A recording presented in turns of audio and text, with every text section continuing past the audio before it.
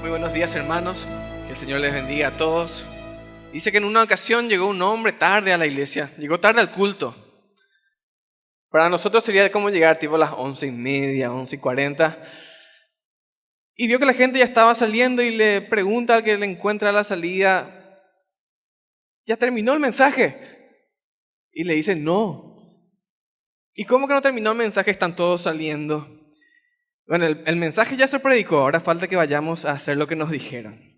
Fue lo que le respondió este hombre. Y sinceramente creo que este no sea el mensaje por excelencia de tu vida precisamente, pero sí el 100% de nuestra iglesia, 100% de lo que estamos aquí.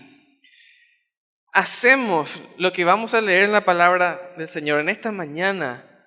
Yo creo que nuestra comunidad puede ser impactada con el Evangelio. No digo que todos se van a convertir porque hay mucha gente que rechaza, lastimosamente. Pero probablemente nadie termine sus días diciendo: yo no escuché la palabra del Señor nunca, yo nunca supe.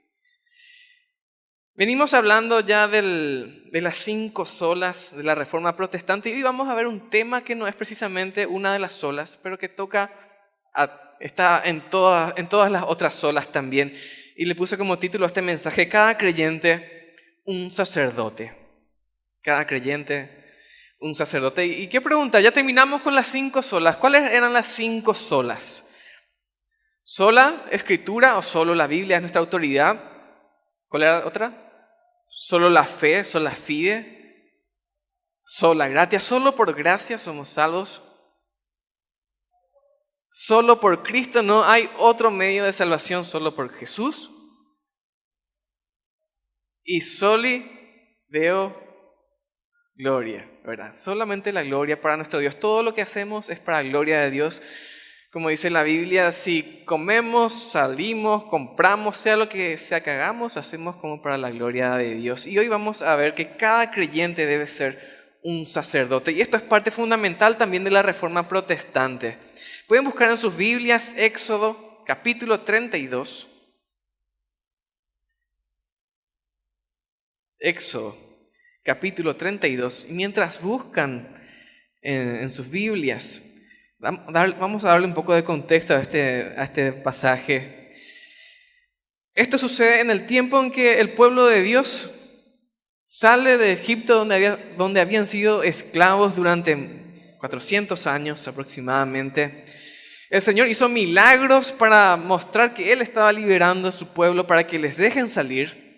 Cruzaron el desierto viendo muchos milagros más, una vez más. A través de Moisés, el Señor hizo muchos milagros, obtuvieron su libertad, comenzaron el viaje a la tierra prometida, a la tierra de Canaán, y llegan hasta el monte Sinaí, al monte el cual Moisés sube y se encuentra con el Señor para recibir la ley, los 10 mandamientos y el pacto que Dios haría con su pueblo. Y Moisés subió y habían pasado ya muchos días. Más de 30 días probablemente habían pasado desde que Moisés subió al monte y el pueblo estaba abajo esperando que él baje nuevamente junto al pueblo a decirles: ¿qué dice el Señor? Y eso no pasaba y el pueblo comenzaba a inquietarse.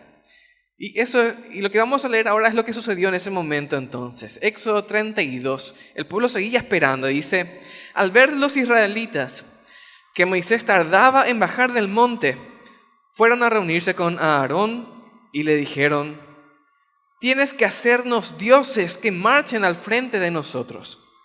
Porque a ese Moisés que nos sacó de Egipto, no sabemos qué pudo haberle pasado.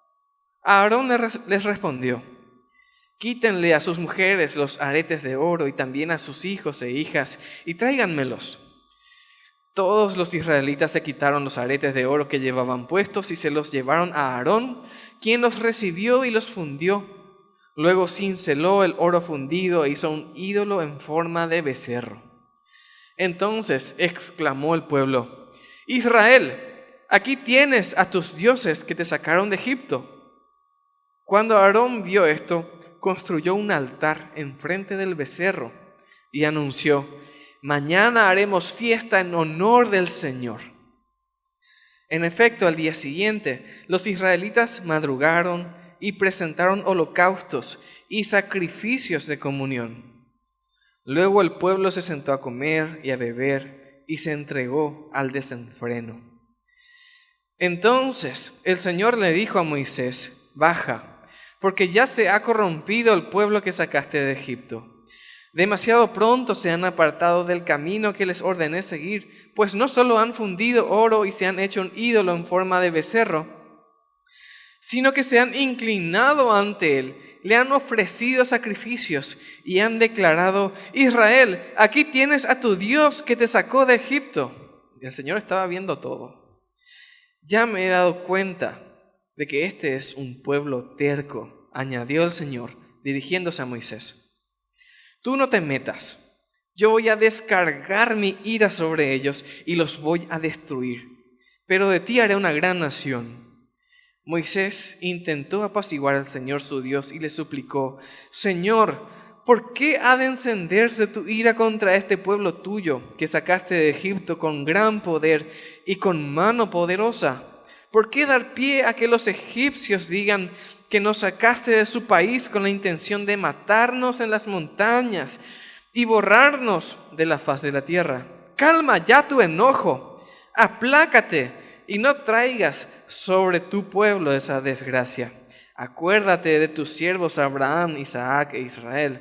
Tú mismo les juraste que harías a sus descendientes tan numerosos como las estrellas del cielo. Tú les prometiste que a sus descendientes les darías toda esta tierra como su herencia eterna.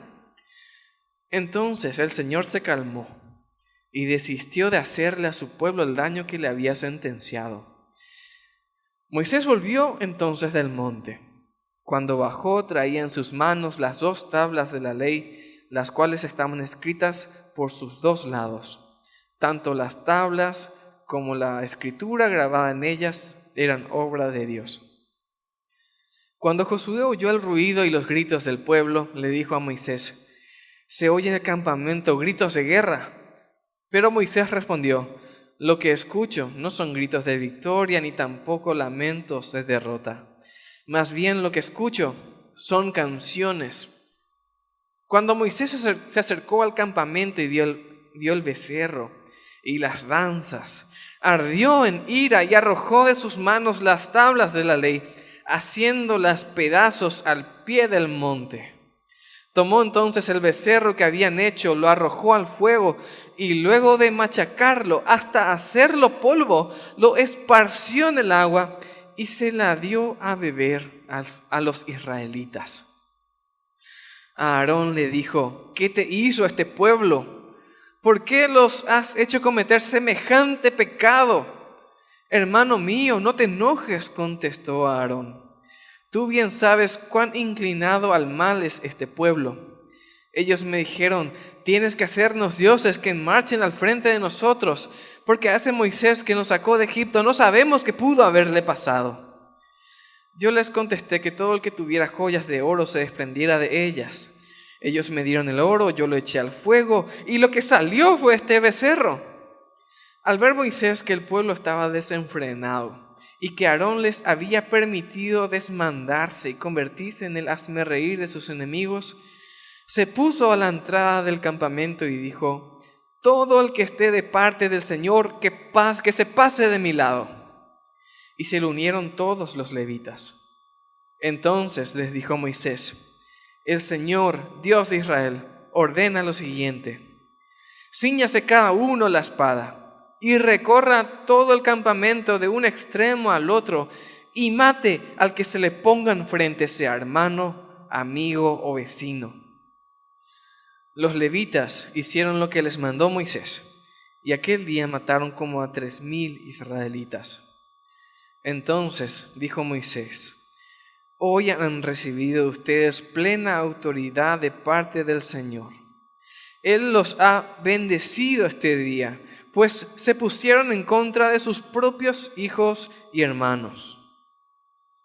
Al día siguiente, Moisés les dijo a los israelitas: ustedes han cometido un gran pecado, pero voy a subir ahora para reunirme con el Señor, y tal vez logre yo que Dios les perdone sus pecados. Volvió entonces Moisés para hablar con el Señor y le dijo: ¿Qué pecado tan grande ha cometido este pueblo al hacerse dioses de oro? Sin embargo, yo te ruego que les perdones su pecado. Pero si no vas a perdonarlos, bórrame del libro que has escrito. El Señor le respondió a Moisés: solo borraré de mi libro a quien haya pecado contra mí. Tú ve y lleva al pueblo al lugar del que te hablé. Delante de ti irá mi ángel. Llegará el día en que deba castigarlos por su pecado, y entonces los castigaré. Fue así como por causa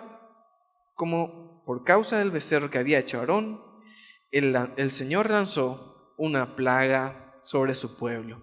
Hasta ahí la palabra del Señor.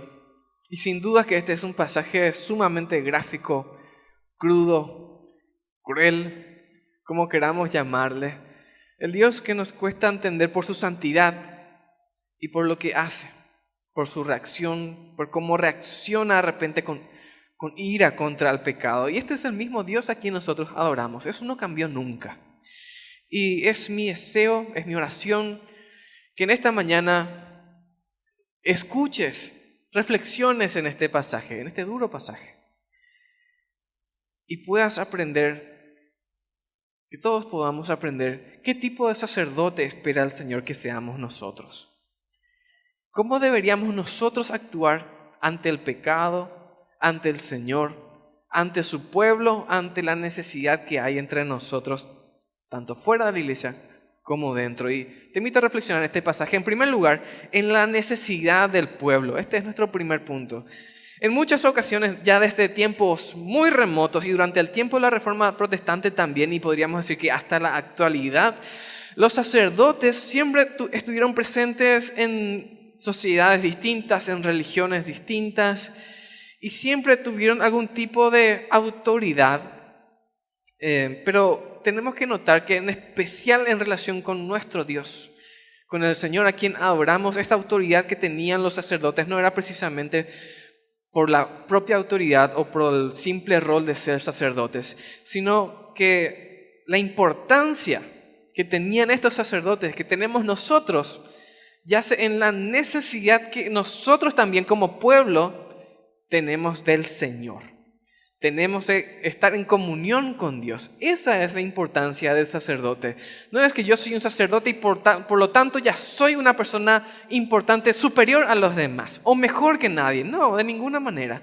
Solamente tenemos una cierta importancia por la función que tenemos en relación a la necesidad de la gente, de todos nosotros, de estar en comunión con Dios. En la historia que estamos leyendo vemos a un pueblo que está comenzando nuevamente una relación, una vida de pacto con Dios.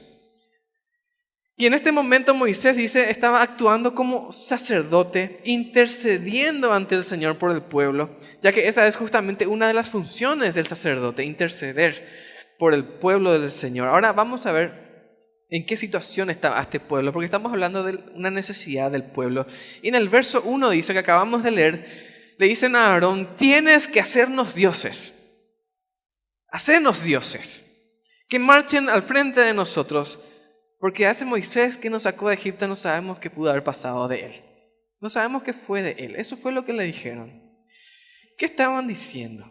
¿Qué estaba, en sus propias palabras, qué estaban transmitiendo? Primero, quiero resaltar que ellos querían a alguien que vaya al frente de ellos. Y esa era una necesidad para ellos. Podríamos irse para todos nosotros también. Alguien que vaya al frente, que dirija, que nos diga, este es el camino. Y la pregunta que podemos hacernos aquí es, ¿no es eso lo que Dios estaba haciendo ya desde hacía tiempo? ¿No estaba haciendo ya eso cuando envió a Moisés a rescatarles en Egipto? ¿No estaba haciendo ya el Señor eso cuando empezó a hacer milagros y mandó las 10 plagas sobre Egipto? ¿No es eso lo que estaba haciendo el Señor cuando abrió el mar para que ellos crucen? ¿No es eso lo que estaba haciendo cuando les proveyó carne y pan en el medio del desierto? Y sin embargo acá el pueblo una vez más dice, queremos a alguien que vaya enfrente de nosotros. ¿Cómo podían decir eso en este preciso momento? Cuando El Señor estaba hablándole a Moisés. Ellos sabían que estaba hablando con Moisés. Les estaba estableciendo el pacto y pasaron apenas 30 días, pasó un mes y ya su fe se fue al piso. Queremos a alguien, decían una vez más. Y lo que sucedió con este pueblo es lo mismo que sucede hoy día con nosotros. Y que Pablo lo explica en Romanos 1:21, que dice, a pesar de haber conocido a Dios, no lo glorificaron como a Dios, ni le dieron gracias, sino que se extraviaron en sus inútiles razonamientos y se les oscureció su insensato corazón. Y no sé ustedes, hermanos, ¿verdad? Pero yo me veo identificado en este pasaje. Y veo también la experiencia de muchas personas. El Señor obra en sus vidas, tremendamente, poderosamente. Y después de unos días, capaz de un mes, como pasó con este pueblo, dicen, necesito algo más. Necesito que alguien vaya al frente de mí porque no veo a nadie. ¿Qué pasa? No le glorificamos a Dios, ni le damos gracias. ¿Qué más estaba haciendo este pueblo? En segundo lugar decían, querían a un líder humano. Y esta es una parte triste. Querían a un ser humano que les dirija. Y hasta ahora la humanidad prefiere, incluso podemos unirnos a este grupo como iglesia, preferimos ser gobernados por un hombre, por un líder, por un lo que sea, un ser humano, antes que por el Señor. Parece que cuando decimos el Señor nos va a guiar, es como decir nadie nos va a guiar, cada uno por su lado. Y qué pobre es nuestra fe cuando constantemente queremos ver a un hombre. Hace poco me contó un joven de otra iglesia que me chocó lo que él me contó. Me dice que en su iglesia hay varios pastores, igual que acá somos 3. En su iglesia también hay varios pastores. Y dice que cuando ellos anuncian que no va a predicar el pastor principal, la gente ya no va. ¿Qué significa eso? ¿Vamos por el Señor? ¿Vamos por la palabra? ¿Vamos por la comunión? ¿O vamos por ese hombre que va a predicar? Si él no predica, no me voy. Eso es lo que hacemos nosotros muchas veces también como iglesia. Y hasta en este pasaje que estamos leyendo podemos oler un aire de desprecio, un mal olor de desprecio por Moisés. Porque la gente dice, Moisés se fue. Habían pasado posiblemente un mes desde que él estaba arriba. Y la gente nos dice, vamos a buscarle, ¿qué pasó en Moisés? Vamos a traerle de vuelta. Vamos a enviar a alguien, ¿quién se puede ir? El pueblo dice, a ese Moisés no sabemos qué le habrá pasado. ¿Quién le puede reemplazar? ¡Cuánta ingratitud! ¡Cuánta ingratitud! Y aún mayor es nuestra ingratitud hacia el mismo Señor, ya que el pueblo prefería tener algo imperfecto, algo corrupto, algo humano, antes que al mismo Señor como el Rey de sus vidas. Y eso mismo lo dijo el Señor. En el primer libro de Samuel, 8:7, dice, el Señor le dijo a Samuel, que era el profeta en ese tiempo, hazle caso al pueblo en todo lo que te diga.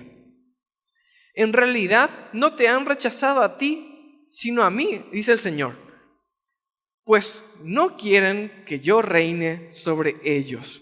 ¿Qué estaba haciendo el pueblo en ese momento? Estaban diciendo, nosotros queremos un rey. Y Samuel, y como todos entendemos, el Señor los está gobernando. Y ellos decían, no, queremos un rey, un hombre, como tienen todas las otras naciones. Eso es lo que nosotros queremos. Y el Señor dice, en su misericordia, hazles caso. Porque no te rechazaron a vos, me rechazaron a mí. El pueblo tenía necesidades. Necesitaba realmente ser guiado al Señor una y otra vez. El problema fue que ellos querían algo que ellos pudieran ver, tocar, incluso algo a quien ellos pudieran culpar. Porque sabemos que cuando hay un líder humano y la cosa no va bien, ¿quién es el culpable? El pastor no está orando seguro. Seguro que el pastor no está leyendo, algo y no pasa acá. Ya tenemos ahí enseguida a quién vamos a culpar. Y eso es lo que el pueblo estaba buscando una vez más. Como sacerdotes, todos somos sacerdotes en el Señor. Nuestra función no es ser ese algo ni ese alguien, sino ser quienes conducen a las personas hacia el Señor. Esa es nuestra función. Yo no estoy parado acá para que todos me sigan a mí. Vengan, hermanos, síganle a Raúl, vamos hacia allá. No. Si alguien me pregunta a mí algo, si alguien te pregunta algo, hermano, sobre la fe, ¿qué tenés que hacer? Indicarle, ahí está el Señor. Acudí a Él. ¿Tenés necesidad? Pedile a Él. ¿Necesitas sabiduría? Pedile a Él. ¿Necesitas paz? Pedile a Él. No es porque yo ore que tu problema se va a resolver. Yo no tengo nada especial, ni ninguno de nosotros. Como sacerdotes, lo que hacemos es dirigir la vista al Señor. Alzaré mis ojos a los montes. ¿De dónde vendrá mi socorro? Mi socorro viene del Señor. A eso tenemos que apuntar. Y ahora te quiero preguntar, ¿cuánta de la necesidad que hay a tu alrededor ahora mismo? Seguro que hay necesidad. ¿Cuánta de esa necesidad estás supliendo?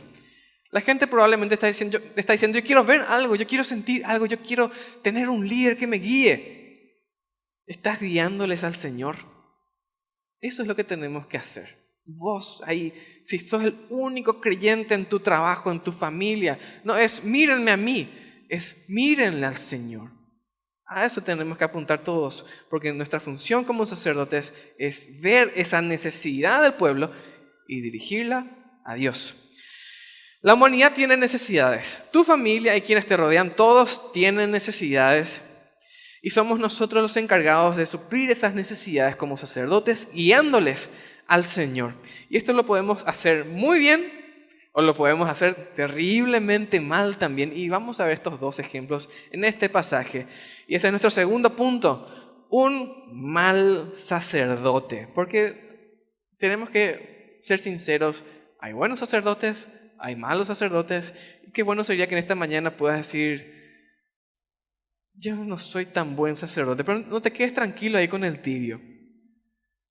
Evalúate drásticamente, ¿soy un buen sacerdote o soy un mal sacerdote? Y vamos a ver qué hizo o qué haría un mal sacerdote en el ejemplo de Aarón. El pueblo se fue y le gritó, haznos dioses, es lo que le dijo el pueblo a Aarón. Y este era capaz el momento en el que él podía brillar así con su luz como un sacerdote espectacular y decir, vamos a esperar en el Señor y no sé, algo, cualquier cosa podría haber dicho. Pero ¿qué fue lo que él respondió? En el versículo 2 dice, Aarón les respondió, quítenle a sus mujeres los aretes de oro y también a sus hijos e hijas y tráiganmelos. Tráiganme todo lo que tengan de oro. Y la historia continúa. Y dice que todos los israelitas comenzaron a traer las cosas de oro, probablemente los tesoros que habían traído de Egipto, que el pueblo egipcio le dio a ellos, y ellos tenían abundancia en ese momento.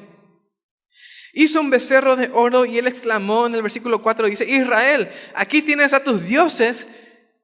Y fíjense, que te sacaron de Egipto. Acababan de hacer un Dios, ni un día probablemente no tenía ese Dios, pero ese Dios sin embargo ya les había sacado de Egipto en el pasado. Y así es como pensamos muchas veces. ¿Qué pasó con Aarón? ¿Cómo podemos explicar esto? Además de todo lo que acabamos de decir, podemos agregar que cuando Moisés le enfrenta a Aarón, le dice, ¿qué te hizo este pueblo? ¿Por qué los has hecho cometer este pecado? En el versículo 22 responde Aarón, hermano mío, no te enojes. Tú bien sabes cuán inclinado al mal es este pueblo. ¿A quién está culpando? Ellos me dijeron, tienes que hacernos dioses que marchen al frente de nosotros porque hace Moisés que nos sacó de Egipto. No sabemos qué pudo haberle pasado. Yo les contesté que todo el que tuviera joyas de oro se desprendiera de ellas. Ellos, esta parte que se quede grabada en tu mente, hermano. Ellos me dieron el oro. Yo lo eché al fuego y lo que salió fue este becerro. Qué llamativa es la respuesta de Aarón, ¿verdad? Todo lo que estamos acá sabemos que si tiramos algo al fuego, sea lo que sea que tiremos, posiblemente no, lo que saquemos de ahí o lo que queda al final no sea algo en forma de becerro, ¿verdad? Que ya sepan, no es que vos tiras un cartón o un, no sé, un metal al fuego y ¡boom! Un becerro se forma. Probablemente un becerro bastante grande, no una mancha nada más. Parecería la explicación de un niño a su papá. Luego de presentarse ante él con la boca llena de chocolate, diciendo, Yo no quise comer la torta, pero la torta saltó a mi boca. Algo así fue lo que hizo Aarón. Me dieron el oro y yo tiré al fuego y salió un becerro. Esa fue la respuesta de Aarón. Y cuán buenos somos nosotros tirando la culpa a cualquier cosa por nuestras acciones. Y esto es exactamente lo que hace un mal sacerdote. Y en esto quiero que pienses, ¿dónde estoy parado yo? ¿Cómo soy yo en mi vida de sacerdote? ¿Qué debería haber hecho Aarón? ¿Qué deberíamos estar haciendo nosotros? Tito 2:11 en adelante dice: en verdad, Dios ha manifestado a toda la humanidad su gracia, la cual trae salvación y nos enseña, dice, a rechazar la impiedad y las pasiones mundanas. Así podremos vivir en este mundo con justicia, piedad y dominio propio, mientras aguardamos la bendita esperanza, es decir, la gloriosa venida de nuestro gran Dios y Salvador Jesucristo. Hasta acá incluso podemos comparar con el tiempo en que el pueblo estaba esperando que Moisés se baje del monte nomás, no que venga del cielo, que baje del monte. No era la gran cosa. Él, Jesús, se entregó por nosotros para rescatarnos de toda maldad y purificar para sí un pueblo elegido, dedicado a hacer el bien. Esto es lo que debes enseñar. Exhorta y reprende con toda autoridad, que nadie te menosprecie. Esa es tu función, esa es mi función como sacerdote. El pueblo tenía necesidad de dirección, tenía necesidad de una guía espiritual y nosotros tenemos delante la oportunidad de cumplir con nuestro rol de sacerdotes, exhortando, reprendiendo con la autoridad de la palabra, con lo que acá está escrito. Con esa autoridad podemos llamar la atención. O, lo contrario, podemos hacer lo que hizo Aarón: quitarse los problemas de encima, culparle a alguien más, no sé, lo que se te pueda ocurrir. Podemos ensuciarnos las manos denunciando el pecado, enderezando lo torcido. O podemos sencillamente dar dulces y regalos a todos para que vivamos en paz.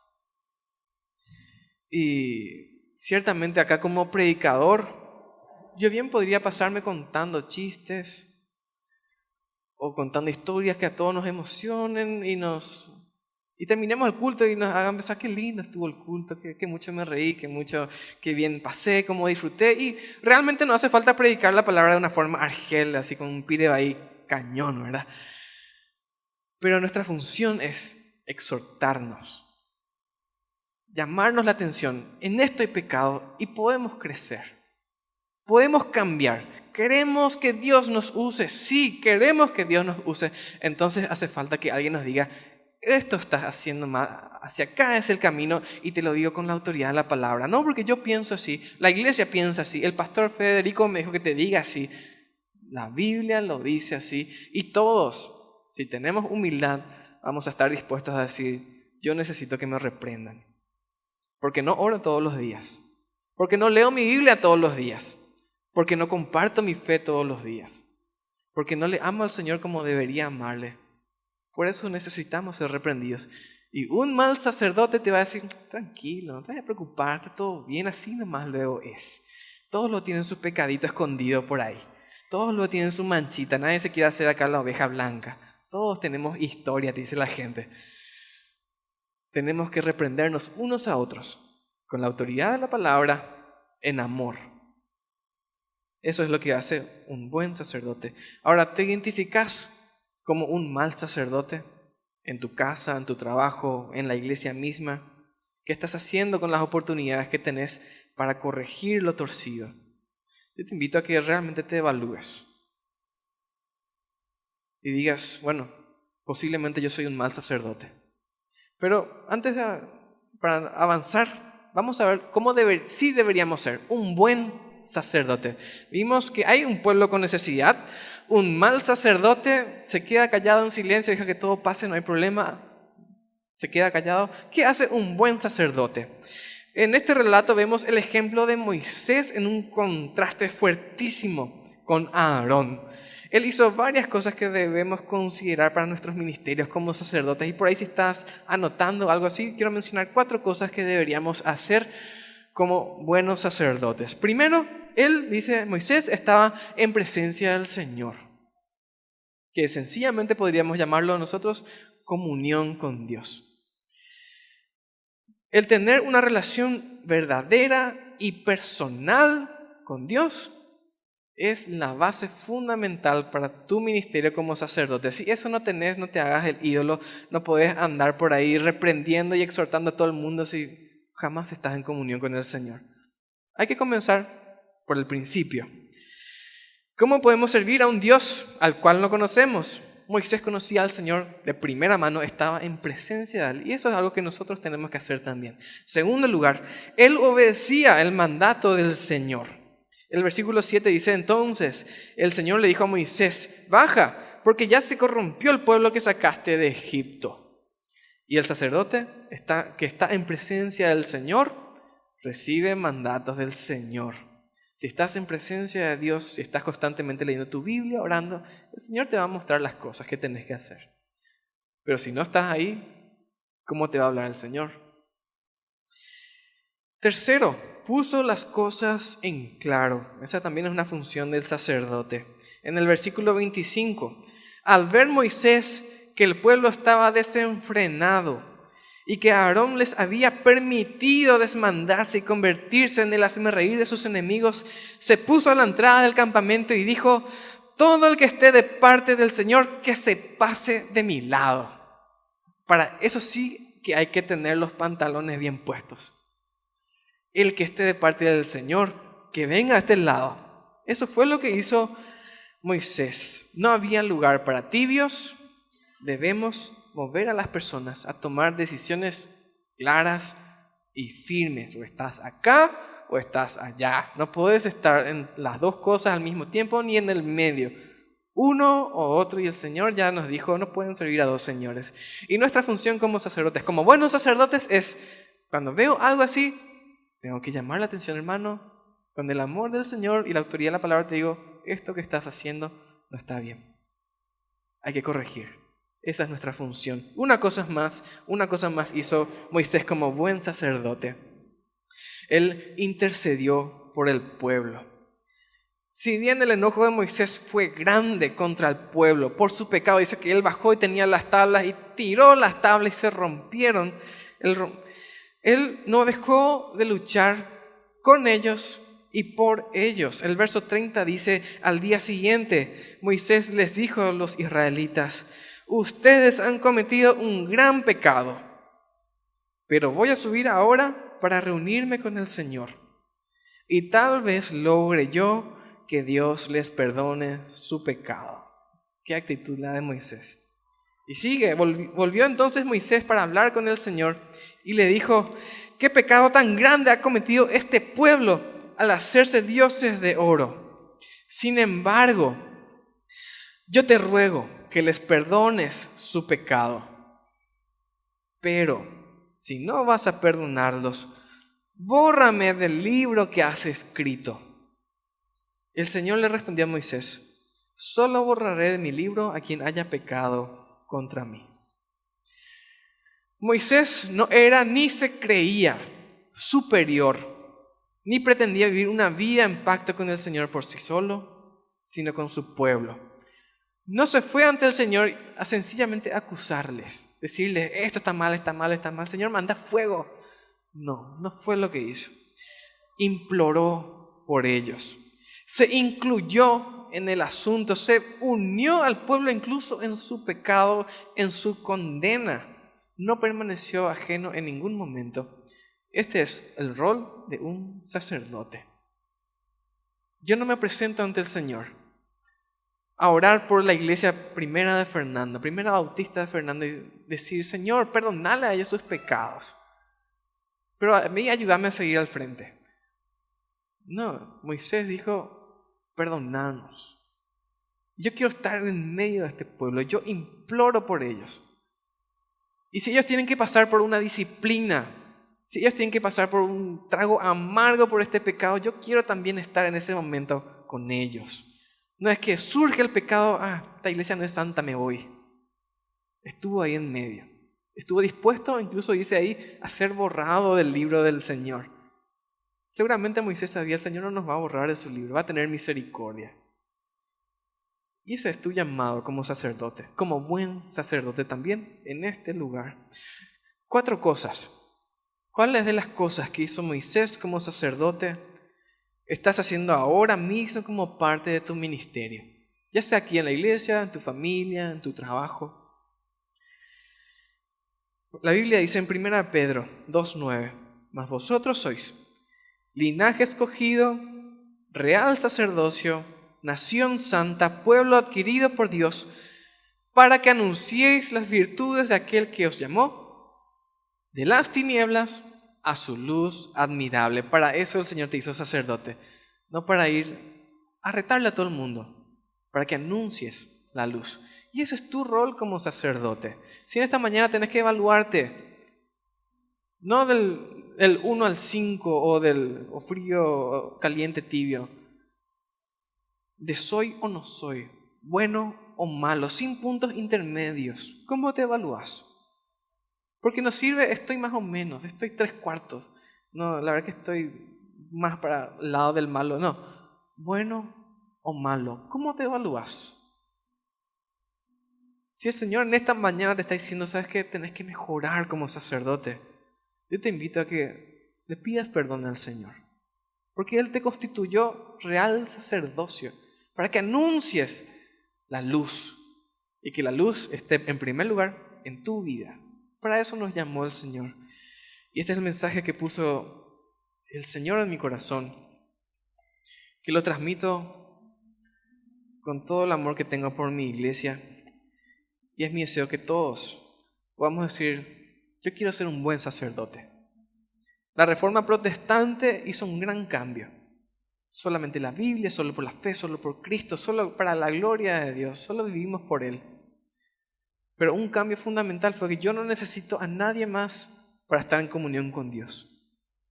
Eso es un gran cambio, no necesito confesar mi pecado a nadie para que me perdone, no, directo con el Señor. Pero también tiene una gran responsabilidad sobre tu vida, que es guiar a la gente, a las personas, al Señor. Te invito a inclinar tu cabeza un momento. Si el Señor te está hablando en esta mañana, con su Espíritu Santo, diciéndote que tenés que cambiar, tenés que pasar de ser un mal sacerdote a ser un buen sacerdote, yo te invito a que ores conmigo. Una oración de entrega, de confesión y consagración. Padre Dios, en esta mañana te alabo por tu palabra. Y entiendo que estuve siendo un mal sacerdote, porque no estuve en comunión contigo en este tiempo. No estuve corrigiendo las cosas que estaban mal, no estuve enderezando lo que estaba torcido. No estuve moviendo a la gente a mirarte solamente a ti ni buscar tus promesas. Y te pido perdón por eso. Y a partir de hoy, una vez más, quiero comprometerme a ser un buen sacerdote, a servirte con todo mi corazón, con toda mi alma y con todas mis fuerzas. Dame el privilegio de ser tu servidor fiel. Te pido perdón una vez más. Te doy gracias por amarme. Oro en el nombre de Jesús. Amén. Que el Señor nos bendiga.